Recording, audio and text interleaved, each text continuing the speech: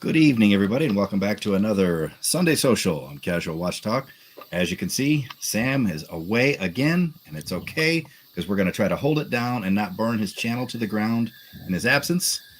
I have the usual suspects with us, and perhaps what we can do is just go ahead and go around the room and do a wristwatch check before we get started. And Dave, you're in the hot seat. So, what do you got today?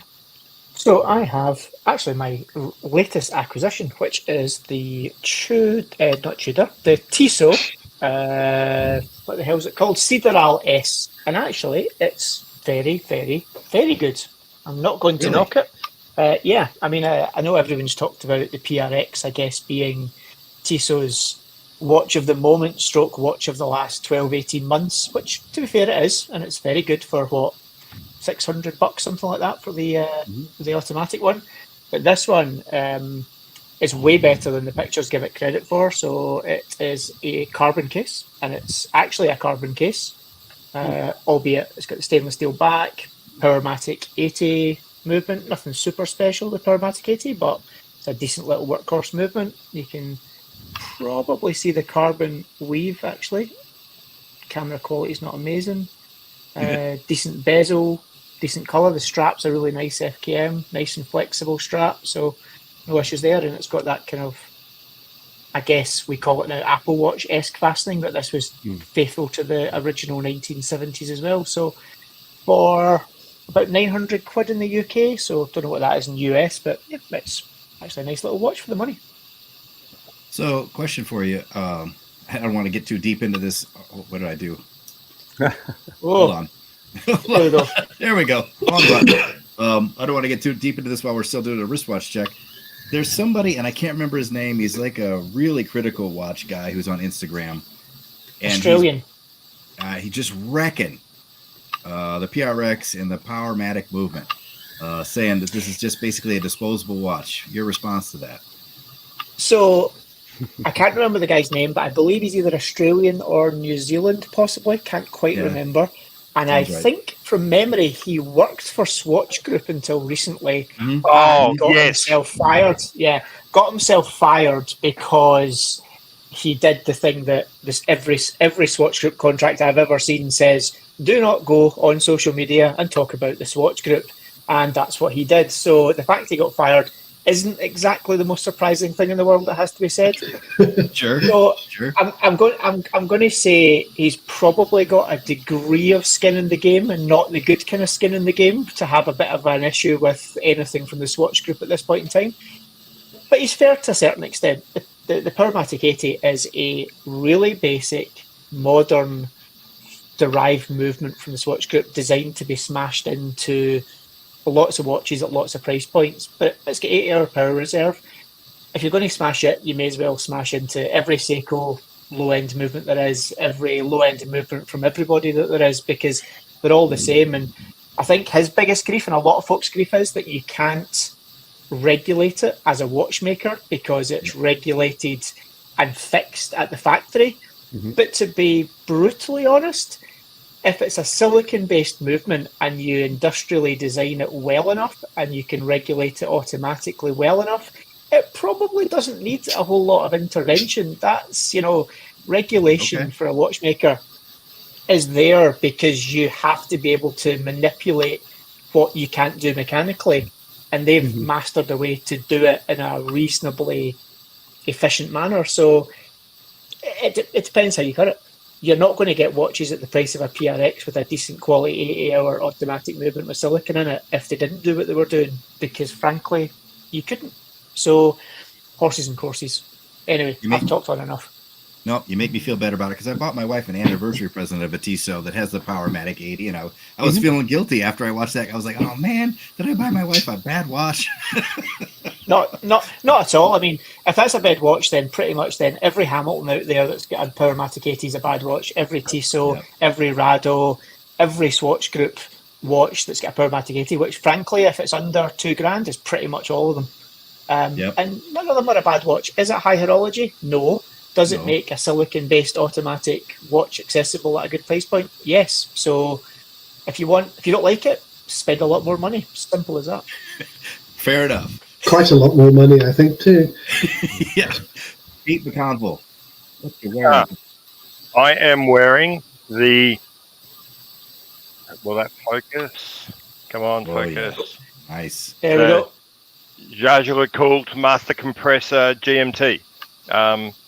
An absolutely silly watch that makes precisely 0 sense, and that for all its toolish pretensions, I treat this like women treat high heel shoes. You put it on for an event, you put it on while you're wearing it, it looks amazing. And then as soon as the event's over, and as soon as no one's watching you, you take it off and hold it in your hands and wear it home and carry it home. So that sounds like my bel canto. Yeah, like, yeah. You're obviously in a different price bracket than me. I do that with Seiko 5s. So No, see,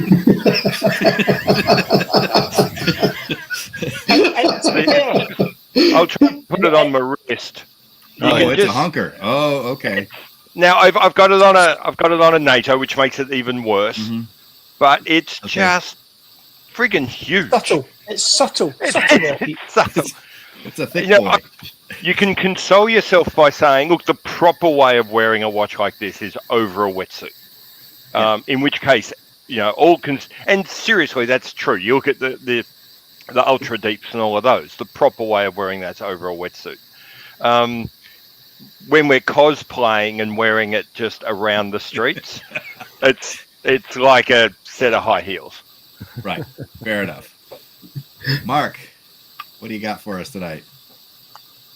If it'll focus, the Omega Globemaster annual calendar. Beautiful. Do you keep that in a winder for the annual calendar movement, or do you set it manually every time? I set it manually because it's easy to set. It's not this isn't an everyday watch for me, but it is, I think, one of my favorite in the whole collection. I do sort of go backwards and forwards with this one or the lighter dial on the brown strap. But every time I come back to the one I have, I decide it's the one I want. So I've had it a while now, and it's definitely a subtle but menace. It has a slight menace to it, I think. Menace. I don't. Okay, we'll get to that one. It's what a proper Bond villain would wear. Okay, all right. Normal Bond villains wear Rolexes. The people who actually run the world wear Globemaster annual calendars. It's that kind of watch. Fair enough. Gauntlet thrown down. Let's see. Seiko Todd. All right. You got something interesting, I'm sure. Well, kind of. I was going to wear, just for fun, this is because I'm having to send my Bulova Chronograph C back to the manufacturer, or to the guy that sold it to me, the company, because it needs a little bit of tweaking. But for comparison purposes, which I will do on my IG at some point, is this Bulova Stars and Stripes reissue. Mm-hmm. Okay. This is 46 millimeters of precisionist craziness, right? This is, there's no reason. There we go. Pete still got you beat on that, on the thickness. Yeah. But I bought this it was factory refurbished. I bought it for $170. But in light of tonight's discussion, I put this on instead, which is my moon watch. The reason I put this on is because the prices Omega are now charging for, let's say, the 3861 Sapphire Sandwich, for example, is ridiculous. And so I'm celebrating the fact that I bought the last 1861. This is the Hesalite, before they went to the coaxial version, and the prices have just gone up and up and up and up. And anyhow, they are definitely climbing right now on the price. They're climbing, so I'm wearing my moon watch in protest of the new Omega Speedmaster prices. Because if you want me, Mr. Omega, to buy a new one, you're going to have to convince me why it's in my best interest and why it's worth the money. Well, and I'm just going boring tonight. I'm just going back. I'm still in my honeymoon with the Silver Surfer here. Tudor. Okay, we get it focused. There we go. It's in the 41 millimeter, and I just love this watch. It's boring, and I love it. Okay. Perfect. Perfect. Thank you. So we're going to talk new releases this week and also have some conversation with you all who are watching. I find an interesting topic right here before we even get started. I'm very curious how the panel lands on this one. We have a viewer who's wearing their, can I get that to play? Their San Martin Pelagos Homage, and couldn't be happier. Now, I'm torn on those. They're kind of cool, but it's we're right at the edge of slave labor and all sorts of almost criminal activity. What does everybody else feel about that? Didn't Sam do a video on this? It's just as well Sam isn't here tonight. Yeah. Yeah, So you want to buy it. All power to you. Personally, if the ground opened up beneath San Martin and swallowed the company, I wouldn't shed a tear. Okay, there we go. So hopefully we didn't send you away, Dennis. Keep wearing that in good health, and we'll go on with the topic for this evening. And this evening is going to be the. Go ahead. But Dennis, if you're happy with it and you love it, go for it. Wear what you love. Wear what you love. Oh, and he is right. It's 39 millimeter and has all the same elements as the 42 millimeter, but in blue. And Wear for what you those love, that my like, friend. Enjoy. and for those who like smaller watches, go for it. Yeah. Nothing wrong with that I mean, at all. Everybody can do what they. This is all about. Like I think Ricky and Dave say it on their thing. If you love it, looks good, you enjoy it. That's really all that matters at the end of the day. No, 100%. That is all that matters. Although, don't be upset if other people don't like it or have something to say about it, because Sure. that's just the way things are as well. That doesn't mean, and that goes for all watches. Like I'm no Rolex fan, and folks tell me all the time, "Oh, look at this amazing watch! I bought the best watch in the world," and I was like, frankly, I don't think it is. So that's what it is. There We we may go. be having some sort of exorcism too, as part of that. So just to let you know, we're ready here. I saw a forum post the other day, and one guy posted 2 posts within like 30 minutes of each other, saying the first one was your stereotypical buy what you like, whatever makes you happy, and then half an hour later on a different stream he's going, oh, there's no point buying the more expensive watch, just buy the cheaper one because from a meter away no one else can see what's on your wrist. And I thought, and also nobody people cares. listen That's when they because speak? nobody cares. Yeah. But like honestly, of the number of watches I've ever worn, nobody gives a hoots about what anyone else is wearing unless they are firmly down the geek rabbit hole the same as us. That's right. The only person who genuinely cares about what you're wearing is the single most important person in the world, which is you. So if you are happy wearing it, great. And that works both up and down. If you're happy wearing a San Martin, great. That's fantastic for you. But if you can only be made happy by wearing, say, an IWC Mark 20 and you just won't be happy wearing a Laco, then buy the bloody IWC. It's just, like I said, it works both ways. Well, and there's an 100%. issue that there's a side too of like, part of me goes like, I would like one of those or a couple of those for like when I'm traveling and I'm in a little bit of a sketchy neighborhood. You put that other watch on, then you go like, but if it looks enough like it, I might still lose my hand. Right. Anyway, for a $30 watch, is it really worth that? Yeah. If you're going to lose a hand, at least lose it for something worth losing your hand for. Right. Might as well have a conversation. Exactly. Yeah. It's like that's a dinner party conversation about how you fought the shark and the shark won, but you lost your Rolex. I mean, yeah. It's going to be a totally different conversation when it was a $35 watch. And people are going to go, but aren't you really dumb wearing your Rolex underwater? Fair enough. So this You've week ruined the value. So we're going to get back on topic here.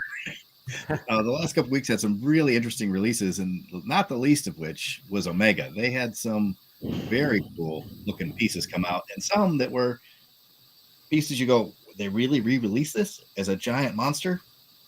starting with one of Dave's favorites, the Blow Prof. So what do we think about this? Yes, please. Can someone give me 12 grand so I can buy one? It's only 14,000 US. Oh, it's 14. Sorry. Yeah.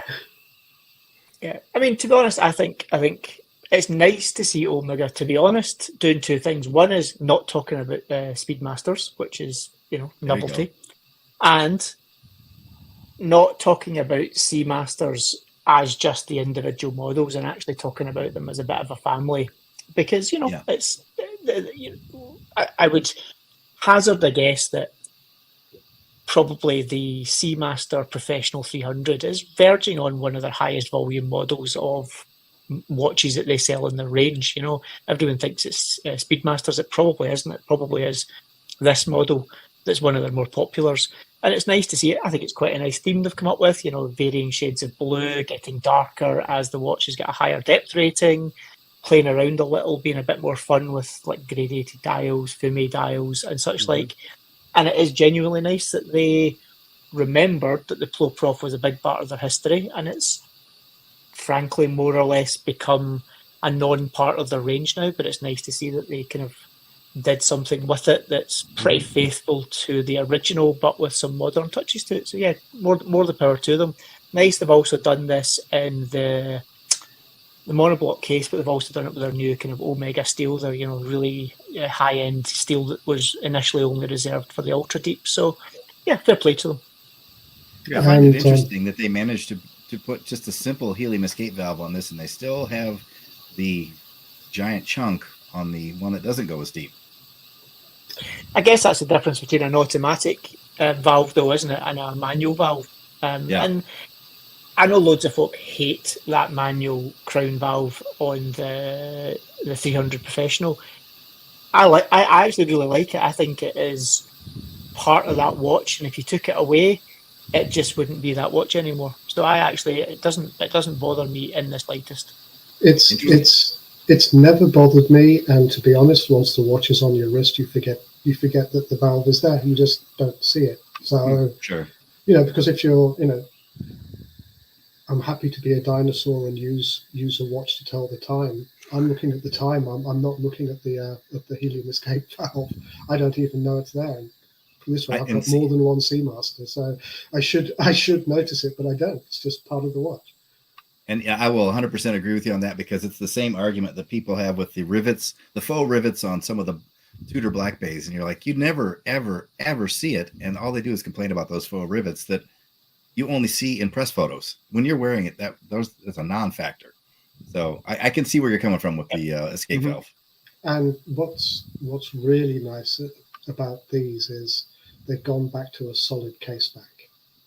And which one? Seamaster? And all of them. All of them. But okay. And they've done such a good job on the case backs. They are beautiful. Oh, that's right. This is the one that had that larger design involved. It's got Poseidon riding the waves with the trident and being pulled by two seahorses. Do they have a picture of this in this article? It is an amazing case back.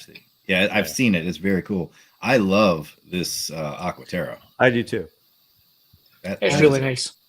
Beautiful watch.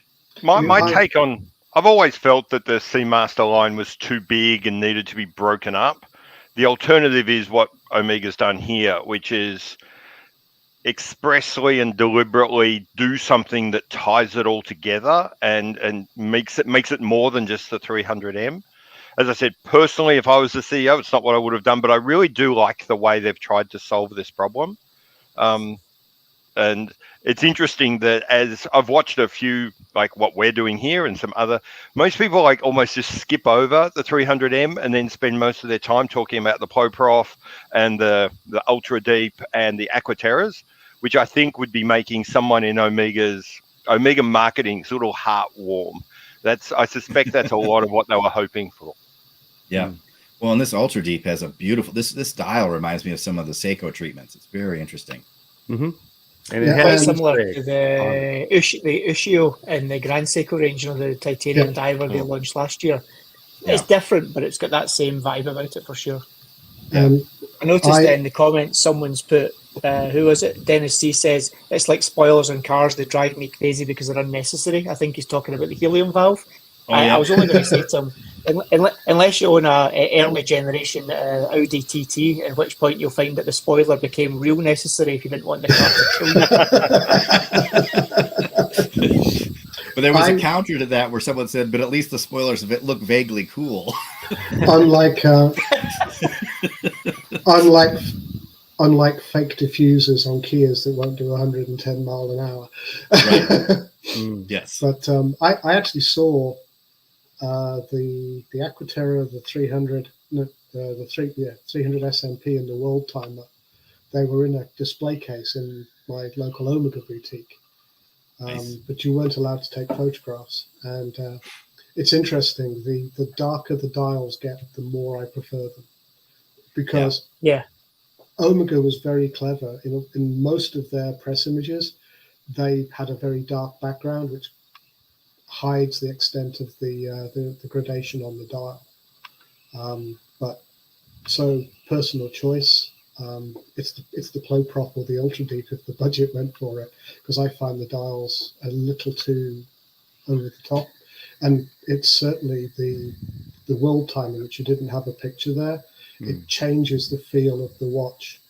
So they've got the dark blue, the dark green, the titanium, and all you can see is the gradation. You can't, it takes away from that beautiful laser ablated picture of the world on the summer blue one. So the just World Timer, a personal opinion, but I'm not an Omega aficionado. So the World Timer is actually part of the Seamaster family. Right. It's an Aquaterra. It's an Aquaterra. Okay, interesting. Okay, I didn't realize It's that.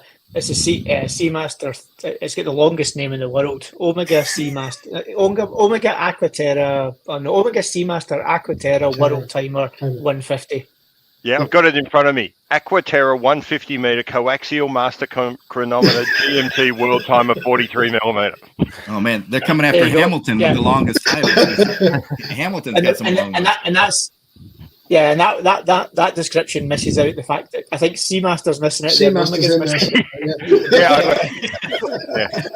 They miss Seamaster altogether. Basically, the Seamaster is a little bit like the Masons. You'll always be surprised to find out who's actually a member. And it's funny as you guys say this about the Seamaster line because it's so broad. And for the longest time, again, unabashed Tudor fanboy, people keep going after Tudor, going everything's a Black Bay, but Seamasters or Omegas do the same thing with the Seamaster line. There's a whole broad spectrum in that Seamaster line, and Tudor's just doing that with their Black Bays. There's the chronographs, there's this, but they're officially different watches and for different markets.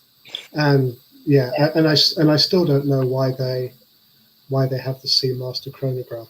Perhaps Dave knows how many of them they sell, but I can't imagine it's very many. No, it's a good looking watch though. And also you've got there is some that I agree. I think the World Timer, it's an Aquaterra, I guess, because some of the specs, the anti-magnetism, the 150, but it's a bit like the watch you're wearing, actually, Mark, the Globemaster sits in Constellation. Yeah. Which is why everyone ignores it completely, because nobody ever looked at Constellation. Let's be honest, nobody looks at the Constellation section of the Omega website. And it's almost like the World Timer for me and the one you're wearing actually are probably better suited together in a whatever they want to call it, different family. Yeah, I almost bought a Constellation, and then I realized you're wearing one. Then Constellation Manhattan. This is a Constellation Globemaster, but the Roman numerals, permanent Roman numerals on the bezel put me off. Yeah. All right, so we're going to move on to the next. I think. Go ahead, Dave. I was going to say, I think Orange Hand's right. The Plo Prof, of all of them, the Plo Prof's the one that's getting all the news cycles. It's also, funnily enough, the one that they'll barely sell any of, because when push comes to shove, no one's buying a Plo Prof because it's the most impractical watch for the vast majority of people. But it is the coolest looking of all of them, to be frank. It is a cool looking watch for sure. It's think very specific. Think of all the fun you can have explaining a monoblock case to someone. That's never going to happen. So the other hot release that came out this week, whether you like them or not, if find it interesting, is from Tudor with these new Pelagos that are in the carbon. Look, we got to talk about it. It's still news. Yeah, look, We've got to talk about this in the same way as the film. We've got to talk about Kevin. It's the same kind of spectrum we're talking about here. yeah. All right. Not content with knocking off Rolexes, we're now knocking off Ulysse Nardin. Well, And Omega too, with the twin dials now. yeah. You see, I don't know about you, but anytime I see anything that says Alingi in it, regardless of the brand that's ever had it, it's literally like the poison chalice. Like Omega did it, and they had the Omega 8-esque one, remember, with the red highlights? That's right, yes. And it was like, how do you take one of the coolest watches that shouldn't work, the Apollo 8, and make it completely dead in the water? And you can still buy them to this day. And everyone that ever touches it, it just doesn't work.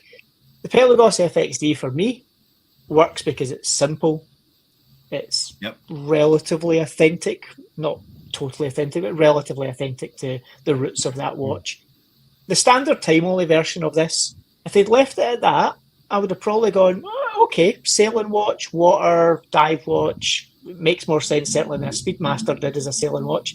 And it kind of works. But that chronograph one, oh man, it is honestly like, yeah. Whoever thought about it should have been taken outside for a bit of a walk in the long grass. So you do like this one. So because I want to get into no, because I don't set the bar at liking in I won't set fire to this. That means I like it. No, but here's why I say this, because I'm not the biggest fan of any of these carbon watches. No, I'm not either. Well, also you say carbon. I think they technically call it carbon composite, don't they? And the dead giveaway for me is when the regular titanium edition is still the better part of $500 more expensive than the carbon inverted commas one. Me doesn't think it's probably actually carbon, because the watch world doesn't typically charge less for carbon than it does for a steel or a titanium watch. Well, and I don't get that, because isn't this a cheaper material to work with?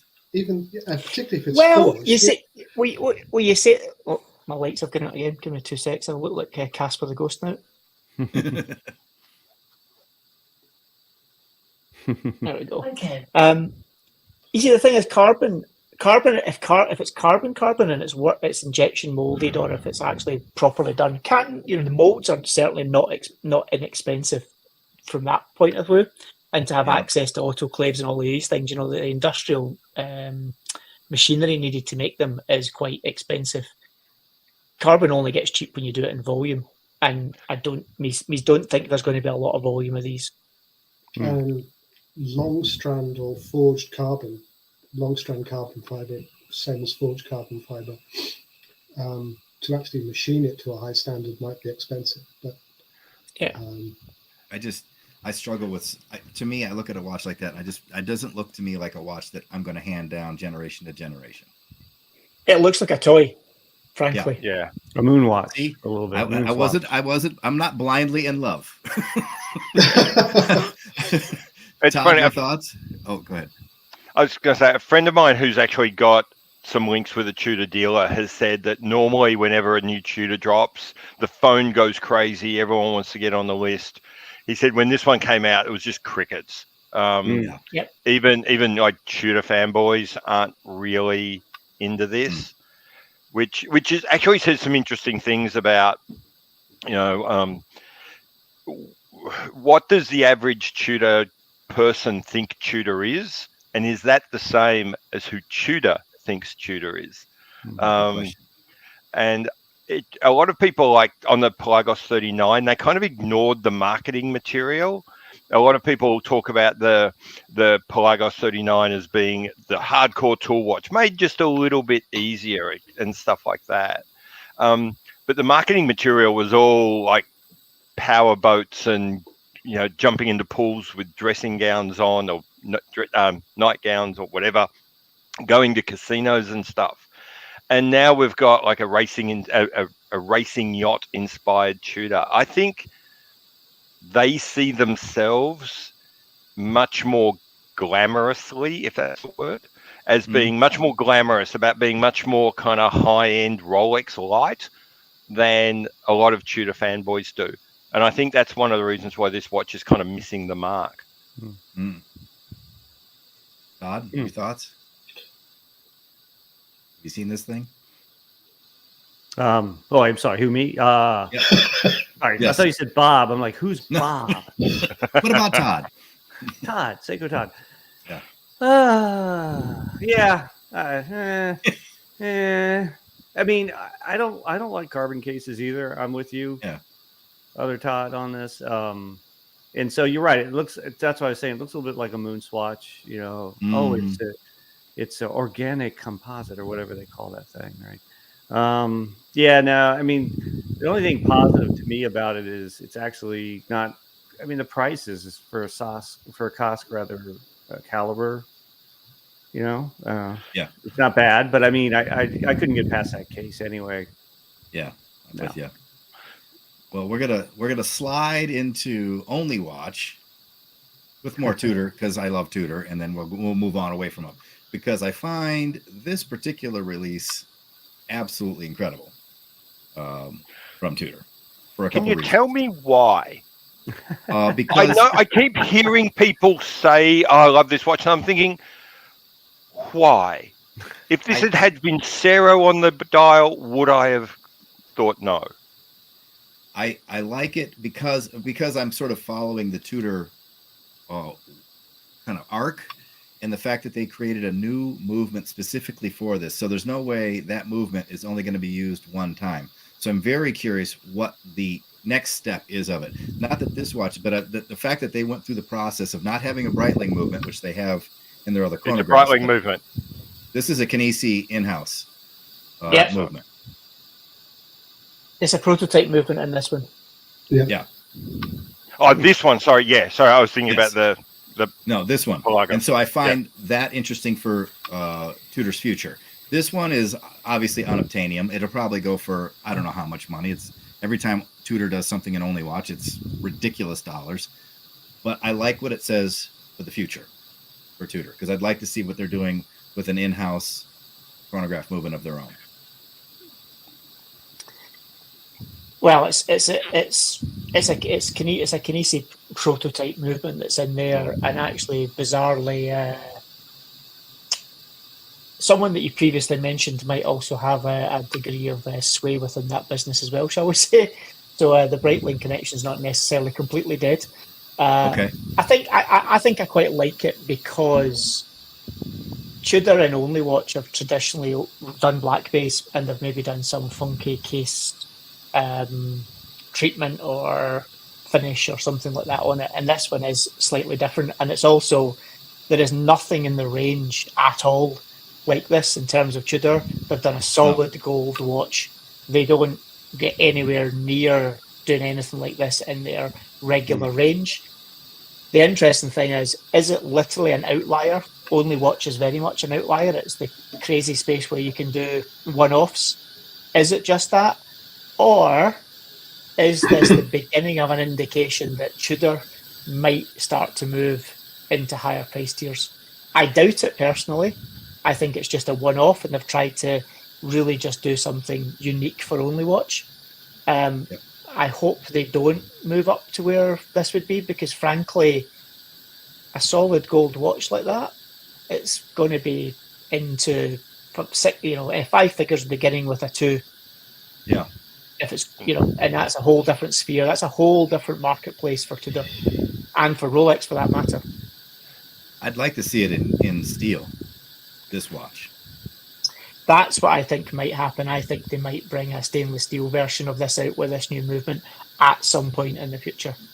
Yeah, that's what I'm kind of looking at and hoping to see. I think the smart thing is it's a new tuner movement, so they're avoiding having a date on it. So we've clearly seen in the past that's a problem for them. There's a date. Yeah. Is there? Where? Right there by the Tudor logo. It's 28. Ah. I thought that was the size, too, so to speak. Oh, sorry. So Sam will be happy. I'm having a terrible day today. That's okay. Yeah. That's Right. I don't. I suppose maybe that's the thing. Maybe if you're into Tudor and you're curious about where they're going to go and what they're going to Yeah. do, and that is the story that brings you to this watch, then I suppose I can see it. But if this watch just looks really kind of anonymous to me, and I'm really struggling to understand. And I must admit, and when you take the story part away, why would I give this watch an even second look? No, I think I'm kind of with you, and this is a watch that would be completely out of my realm of ever being able to afford. I just like I said, I'm curious what this means going forward, because I feel like the R&D and the work that went into making this movement, they couldn't possibly do that for only watch. Maybe they could, I don't know, but it seems an awful lot. No. Yeah. Oh no, the movement's definitely the early part of the industrialization of a new Kinesi chronograph. That's an absolute definite. It's unusual that anything out of the greater Rolex group at prototype stage actually makes it into the wild, that someone's allowed to bid on it and buy it. So that's a little bit unusual. And I think it's something they've done that's a little bit different to what they've recently done. Yeah. It's Tudor's Speedmaster if it was in stainless steel. Yeah, it's Tudor's Moonwatch. Well, and it's truly a re-release. It looks like one of their old Tudor Big Princess. block. Yep. Yeah. Mm-hmm. It's very much like one of the big blocks, and at 42, it's not a crazy size. Okay, now we're gonna have some fun. We're gonna get to I gotta get the wrong one here. We go. We're gonna talk only watch. Okay. I'm gonna Yes. Eventually, I'm gonna bring it up. Here we go. So, tell me even where to start here, because holy cow, there are some bangers in this collection. I think for me, go on. You go, Pete. Oh, I was going to say, for me, this was one of the best only watches I've seen for ages. There's a few watches where I think, they're kind of going through the motions, but across the board, people have really gone to town this year, and it's hilarious and it's fun, and I don't know where to start. There are so many I love. I'm not a big fan of faces on dials. Yeah. So I think you've just gone past. Is that the Louis Vuitton or who's got the? Yep. Yeah, Louis Vuitton. Not a big fan of that one. I'm an unabashed Hublot lover, so I love what they've done. Hublot. Let's see. Did I pass it? No. These are so unique looking. Well, that's the whole point. Right? They're in alphabetical order, I think. Armstrong, always great. Let me see if I can find the Hublot for you. There was one that I really kind of liked, and it's because it was an interesting collab between, was it Kari Voonalainen and Frederic Constant did a collab. So across the board, I think they're all fun. Hublot is lot 30, and Hublot is lot 30, and they're in alphabetical order. All right. Thank you for your help there. So there's 20. What? It's the next one along, I think. The one you... Okay. Yeah, that one. That is something. That is not at all what you would expect from a Hublot. Actually, the funny thing is, I looked at it and I thought, this is one of the tricky things about Hublot. If you're really into the brand, you know that this is routine for them. This is something that you would expect from them to do. Okay. But for people that aren't into the brand, they go, "Wow, where'd this come from? This isn't like anything else they've done." That is a very interesting case. It's not that big too. It's only like 42, 43 millimeters, I think. That's a lot for what's going on there. Probably 3 inches thick, but I say that. I say that it's not a lot. I mean, it's impressive for how much is going on there. I am one that I was like, how many times? And I don't hate on Tag, but I'm kind of. Haven't they just done this year as a regular Yeah, watch. something too, very that you can similar buy? earlier. So I think it was Yeah. blue. I think the big Okay. thing here is the same as the Tudor that you were all getting sweaty and frothy about. When Tudor's talking about a prototype chronograph and Yep. you get all frothy, but Tag comes out with their very first in-house split-second chrono, and you go, I don't know why Okay. this is here. Yeah. You're clearly paying more attention to one brand than the other. Sure, fair enough. Well, I think Tag gets swept under the carpet by a lot of people. They're not still getting the respect that I think that they deserve. I think Tag is Hoyer, let's put it that way, is a heritage brand that should be getting a lot of respect, and it's been bashed for years, kind of like Hublot. You know, Yeah. so anybody have other favorites out of this collection? Yep, the Constantine Chaikin is a Oh. absolute work of art. You are a fan. But this, I still think he is arguably one of the greatest living watchmakers, and he doesn't always get the kind of rewards that he deserves. I think it's lot 33. 33. Yep. There you go. Up. There you go. Oh, there it is. Here we go. One more. That's it there. Yeah. So 27 complications integrated into it. He's designed the case that it can be worn either way up, so there is no back and front. There are two fronts, and you can wear it either way, which is so that depending on what complications you want to look at that day, they can all be worn there. Is it pretty? No. Is it a piece of horological genius in terms of the design of the movement and what's been incorporated into it? Yes. It's just, I just think this is every piece he's ever done for Only Watch has been just a genuinely proper piece unique. It's not just a colour rework of something that they currently do. It's not just a splash of colour, use a different material, yada, yada, yada. He does a proper ground up piece unique. And he's never done anything. He's done similar in terms of aesthetic, but he's never done anything with this movement or this kind of level of complication. Plus, for your benefit, the tourbillon hides away if you don't want to see it. 100%. But then you can turn it around and show people you do own one. Exactly. Yeah. Can you read the time from this at the back? I can't figure this out. It looks like just moon phase and. So in the back you've got solar activity cycle, 8-stage moon, 8-stage disc moon phase, continuous moon phase, sunset azimuth, tourbillon, and sunrise azimuth on the back. So you can tell the time. The sun comes up and the sun goes down. It's day and it's night. It's pretty basic time telling. Sure. Okay. We're going old school. Yes, we're going old school. And then, you can tell your moon phase, so you can tell when you need to go mental. So it's all good. Right. And even on the front, though, it's got length of the night, it's got minutes, it's got length of the day, it's got hours, 24 hours, it's got sidereal time, zodiac time, celestial time, EOT time, retrograde. It's pretty impressive. So most definitely, this one goes on your watch winder. No way you're resetting this thing. It would be fair to say you probably don't want that one to run out. Yeah. So yeah, I think that's a work of art. I think just as a watch, and there's a couple of other really nice ones in there. I really like the Hermes.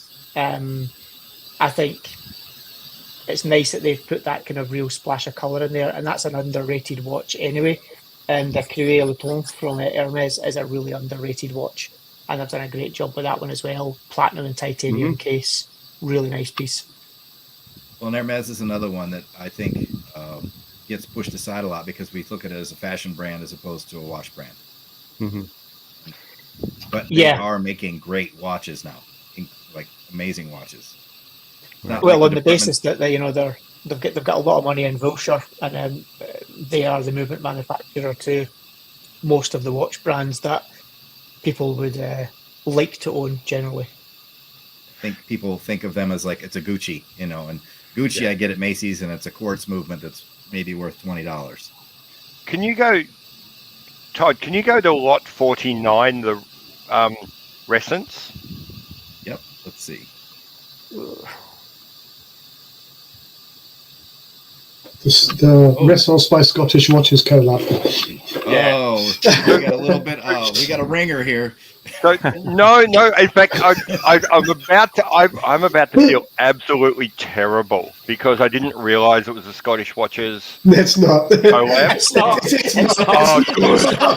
Excellent. No, thank Christ, because otherwise I was going to feel like really bad. Am I the only one getting Borat Mankini vibes from this watch? Oh no, Because I don't want to think about it. I can't unsee it now. Yeah, this one disappoints me in that I think Resonance is an amazing brand, and that most of the watches I really like the aesthetic of. This, frankly, looks a bit tacky. And if you look at the other images, it only looks like this at midnight on Sunday, because everything spins around, so it looks like a broken jigsaw puzzle. So you can see. Oh dear. It looks like a broken jigsaw, like someone took a jigsaw puzzle and threw it in the air, and so It's actually more interesting. It's more interesting like that. Yeah, agreed. Yeah, I actually prefer it that way. It's suddenly much more interesting. I don't see Borat now. Well, yeah, I was going to say And, the good news is that it's only at a very short period of time that I'm going to feel like I'm looking at a Mankini. Yeah, Yeah, right here. and does anyone else look at the strap and get heavy vibes of Volkswagen Polo Harlequin? I Remember the one they did with all the different. That was the one where they did the golf for the Polo, and every body panel was a different color. Okay, yeah. Probably made out of the same material. Yeah, probably. Some plastic. Cool watch. Just don't think it's a particularly strong. I've got one for you though, Todd. All right, what you got? The Voutilainen, if I can pronounce it correctly. It's all the way at there you go. Green dial, that guy. Ooh. This is interesting. I'm a nuts for like a rose engine turn dial. And this one's just, and the movement's stunning. It's a cushion case, which I kind of like, kind of throwback case style. But look at that movement. That is cool. I don't know much about the brand, but I just found this to be just a really interesting world timer type watch here. I do like a cushion case like this too. I want to add one to my collection. I haven't found the one yet to commit to. Mm-hmm. But that is a cool looking watch. The hands are odd. It looks like they're a little difficult different to read the time on it. Except but the circle. The circle so that you can read, Voutilainen as it goes around and handmade. Yeah, you don't obscure the dial text with that with the handset. But yeah, the handset's a little. It's not what I would have chosen, but these are designed to make an impression and make a point, and not necessarily be something that it's like clothes on a runway model. Right, that's how that's the equivalent of this. Right, no one would ever buy anything that's on a runway model in real life, but it shows, a design idea. Yeah, so that's a cool looking watch. Yeah, it's pretty cool. Mark, what's your pick? Well, I actually have three, and I don't know which to go for. So since you're down that end, I'm going to go for the Lot 56, the Tiffany. Lot 56. Just something that nobody else would pick, but is a perfect example of what Tiffany does and how to integrate jewelry with a watch. Yeah, that's stunning. Absolutely stunning. Yep. That's one my wife will have me bidding for. You could start off the bidding with like $20 and see what happens. Yeah, I could start the bidding. But if you're going to have that integration of jewelry and watchmaking, just do it like that. It's not subtle, but it is beautiful.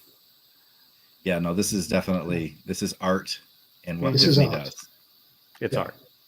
I don't know if it's horology, but it's art. Well, lately Tiffany has been making some amazing strides in their movements. I mean, some of these things they've been coming out are pretty cool. I mean, what Todd just brought up there is a really interesting concept, which you can talk about forever, which is what exactly is horology.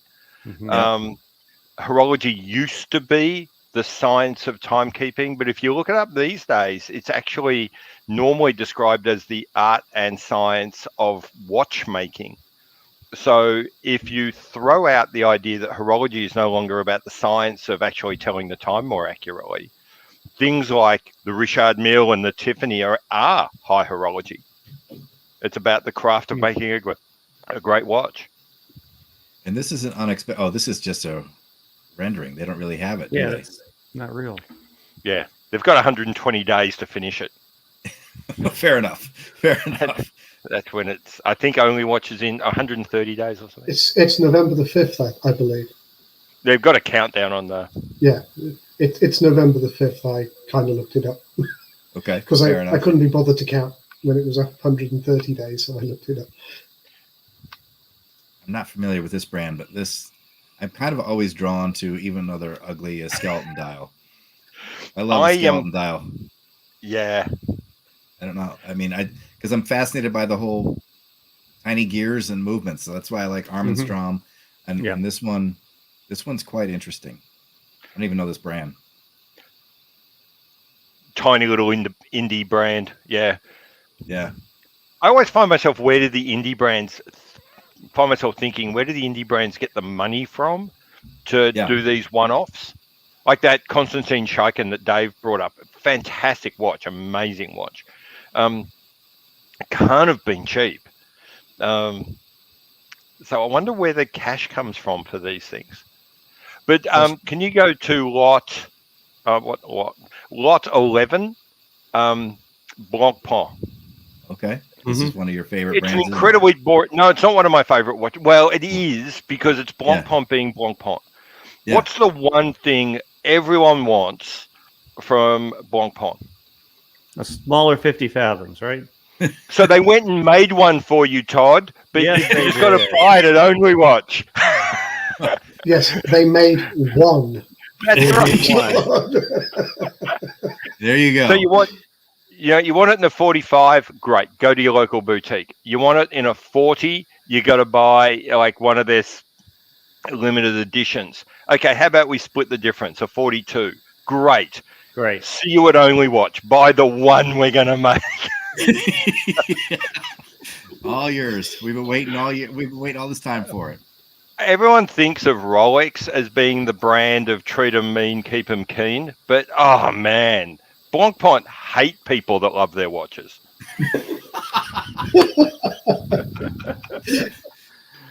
That's a cool watch.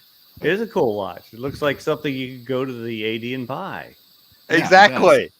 You can, as long as your AD only meets in Monaco once every 2 years. Baltic is another one of these brands. Like you were talking about, Pete. This is a micro brand, and they're doing some cool stuff here.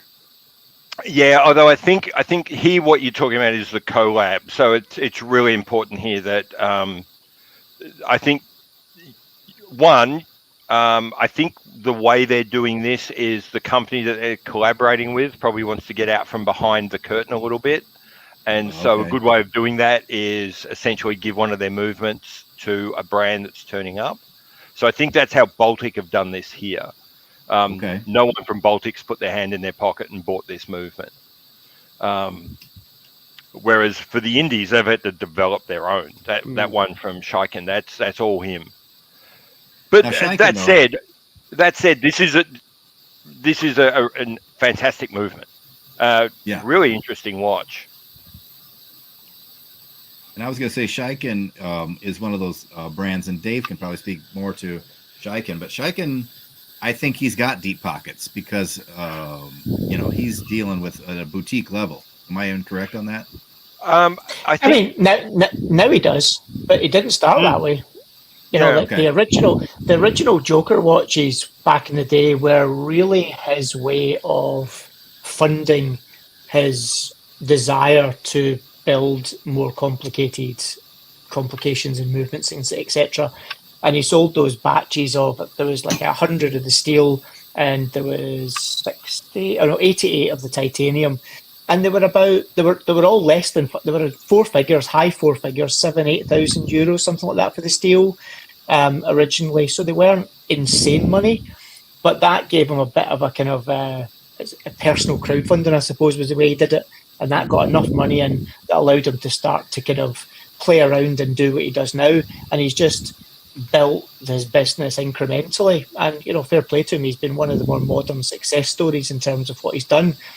But I guess he's always had those really eccentric thoughts about what he does that very few other people do, types of things that he does, and he's carved himself out a little niche for it, and more the power to him for that. Yep. This Gerard Perregaux, this is the kind of thing I love to look at as well. Yeah. Cool watch. I love GP. I'm becoming more and more a fan of GP. And part of the reason too, though, is that a lot of their things, especially if it's a little bit older, is very reasonably priced. Yeah. For what is, at one point, right, a Holy Trinity level watchmaker. This one is, and arguably still are. Wow. They just don't have the audience to a certain extent at the moment, or they don't have enough people evangelizing them. But MB&F like them far enough, because MB&F's latest release, their core movement that's used in their latest release, is a Gerard Perregaux movement. So, oh really? The one that MB&F launched 3 weeks ago, something like that. Yeah. The base movement, the module's done by MB&F, but the main movement's done by Gerard Perregaux. So these guys know what they're doing. Yeah, I've got this right here.